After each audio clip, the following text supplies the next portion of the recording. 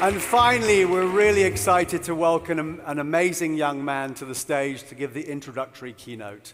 He's an environmental activist, a UNEP Goodwill Ambassador, one of the youngest UN Goodwill Ambassadors ever. He has 6 million followers on Instagram. He's currently on a mission to plant 1 million trees, and we've heard a lot today about how important that is, through his initiative Trees with Aidan. Please welcome Aidan Gallagher. I'm honored to be here representing our world's youth. I don't want to choke on the air I breathe or see wildfires burning out of control. It is up to nations to find new ways of being things.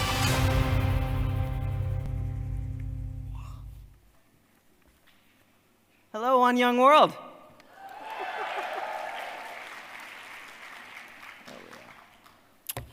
First off, it is a privilege to be here among so many inspiring young leaders.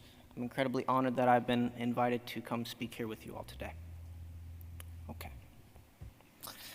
So, we are here because we recognize the immense challenges our world is currently facing. And we understand the monumental amount of action it's going to take in order to reverse this crisis. But we are also here to drive new thinking and to inspire others into action. With corporations, media, big tech starting to pay real attention to us, we now have the momentum to define the rest of the century. I'd like to invite you all to take a moment and think about what led you here today. Your activism origin story, if you will. Because there must have been a critical moment where you saw an opportunity to make a difference. A moment that pushed you off the sidelines and into action. For me, that moment happened when I was 10 years old. I was a kid growing up in Los Angeles, and I was lucky enough to live close to the beach. I always loved the ocean, and I would try and spend as much time there as I could. I felt that the ocean breeze, the warm sand, and the rocky cliffs broadened my horizons. It made me feel like I was getting out into the world. At that point in time, my dad and I would often go surfing on the weekends, and one week there was rain in the forecast. And he said that we shouldn't go surfing because the way the drainage system is set up in Los Angeles, all the pollution from the city washes down into the ocean. So if you're out on the water that day, you risk getting an infection. And as a kid experiencing the world for the first time, this was a huge moment for me. You know, to me, the ocean seemed like this infinite thing. And to think that humanity had such an impact on something so vast was mind-blowing. Up until that moment, I really had yet to connect how my actions could impact the world around me. How something that happened inside my community could have ripples far beyond itself. And from that point on, I started asking my parents more questions about the environment. And together we would watch documentaries like Racing Extinction and An Inconvenient Truth, among many others. And I remember feeling overwhelmed by the sheer complexity and scale of the crisis, and feeling this intense desire to do something about it. And as it happens, coinciding with this, I was amassing a following on social media. And so, it really seemed natural that I would share what I was learning. If there's a fire, you sound the alarm. And I thought, if nothing else, I could do that. So on social media, I began following environmental organizations and speaking about issues such as endangered species and single-use plastics. And I was bombarded with a daily supply of what was happening, how it affected the world, and what could be done about it. Admittedly, I wasn't an expert on environmental science, but I could share their findings to anyone who would listen. Eventually, my work caught the eye of the United Nations, and at 14, I was honored to be named a UN Environment Goodwill Ambassador. As you can imagine, it's tremendously exciting to get to work on behalf of the UN. It also opened doors for me to represent a youth perspective at international events. And that same year, I had the opportunity to attend the Illegal Wildlife Trade Conference, the UN 2030 Youth Climate Summit, and the California Global Climate Action Summit. I was no longer just a kid who was sharing stuff on his social media. I was on CNN. It gave me a global platform. Recently, as mentioned before, I partnered with Envision Racing and created an initiative called Trees with Aidan. Our collective goal is to inspire 1 million climate action pledges. For each pledge taken, Envision will plant a mangrove tree entirely for free. And in just 2 years, we've planted over 200,000 trees and counting.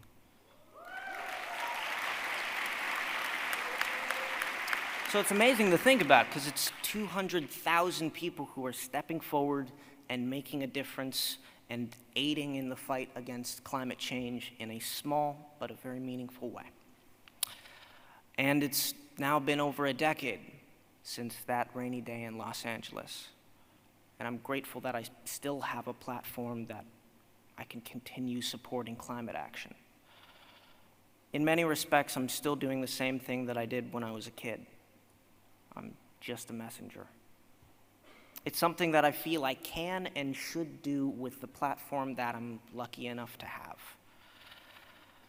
So, if I can help even just one person to feel like they also can make a difference in the face of all of this anxiety over the state of the world, then to me, I think it's worth it.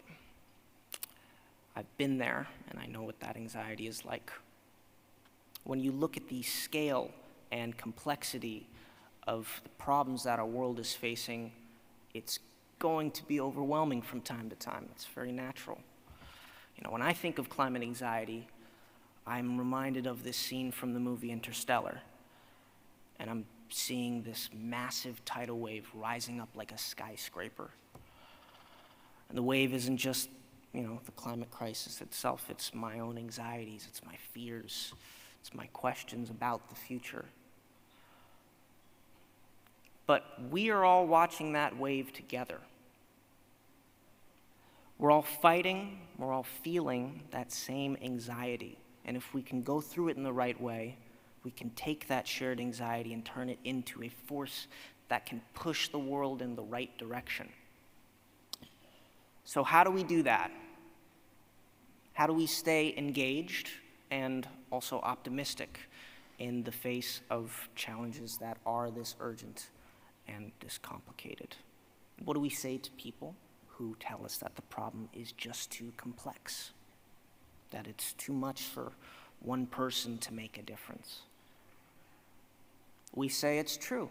One person can't do everything, but we all have the ability to do something. I think we need to nurture a mindset that maximizes our individual backgrounds for the purpose of making communal progress. In other words, think big, start small, and take a whole lot of people along for the ride. Now, as I've said, I am not an expert, but there are some thoughts that I can share based on my own experience that may be helpful for you wherever you are in this journey. So, at the risk of, sounding a bit like a corporate motivational speaker, here are my tips and tricks to optimize your workflow. It first starts with working with your own wiring instead of worrying about your limitations. Everyone is wired a little differently, and they're going to approach problems in very different ways. I have ADHD, and I tend to get very focused on things. Because of that, I know I need simplicity in order to be efficient. So I start small. I clearly define my expectations at the outset of something. I compartmentalize tasks, and I set deadlines. And breaking things down like that helps me to stay on track. Because when you focus on all the small things that you can do, instead of the larger things that you can't, all of a sudden those goals feel realistic and achievable. Having the right tools also is extremely helpful. For me, the most powerful tool at my disposal has been social media. It's not perfect, but it is an incredible vehicle to amplify a message, to reach new audiences, and to build a community out of a shared passion. Now, for you, that tool might be technology or a new way of thinking. It might be a space that inspires you to do your best work.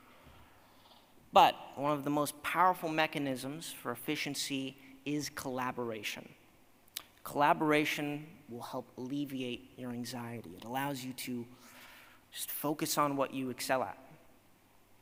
And in turn, it keeps you from spreading yourself too thin. So I urge you to find a team. Here at One Young World, you all have a unique opportunity to team up with peers from around the world. Here and everywhere else, I urge you to look for people who are doing great work and team up with them, even if their area of expertise is completely different from your own. You have no idea how your respective skill sets or point of views may complement each other. Take, for example, my partnership with Envision Racing. Envision can plant hundreds of thousands of trees, something I obviously couldn't do alone.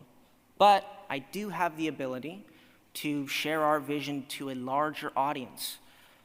And these complementary skills work in tandem toward a common goal of planting a million trees.